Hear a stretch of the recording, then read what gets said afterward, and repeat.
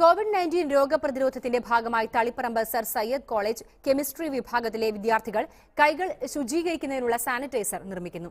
സാനിറ്റൈസറുകൾക്ക് വിപണിയിൽ നേരിടുന്ന ക്ഷാമം മനസ്സിലാക്കിയതോടെയാണ് പാഠപുസ്തകത്തിലെ സൂത്രവാക്യങ്ങൾ പ്രായോഗികമായി ഉപയോഗിക്കാൻ ഈ വിദ്യാർത്ഥികൾ തീരുമാനിച്ചത്.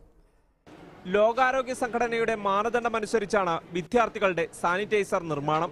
ഐസോപ്രോപ്പനോൾ, ഹൈഡ്രജൻ പെറോക്സൈഡ്, ഗ്ലിസറോൾ എന്നിവയാണ് പ്രധാന അസംസ്കൃത വസ്തുക്കൾ. ബദാം ഓയിലിന്റെ സുഗന്ധത്തോടെ സാനിറ്റൈസർ ഉപഭോക്താവിന്റെ കൈകളിലെത്തും. പൂർണ്ണമായും WHO പ്രോട്ടോകോൾ അതേ പടി നമ്മൾ നിലനിർത്തിക്കൊണ്ടാണ് സാനിറ്റൈസർ നിർമ്മിച്ചിട്ടുള്ളത്. ഇവിടെ കോളേജിന് സമൂഹത്തോടുള്ള ഒരു പ്രതിബദ്ധത നമ്മളിവിടെ തെളിയിക്കുകയാണ്. മലബാർ റീജിയനിലുള്ള സാനിറ്റൈസറുടെ അവൈലബിലിറ്റി വളരെ കുറവായെന്ന് അറിഞ്ഞതുകൊണ്ട് മാത്രമാണ് നമ്മൾ ഇതിനെ മുന്നിട്ടിറങ്ങിയിട്ടുള്ളത്.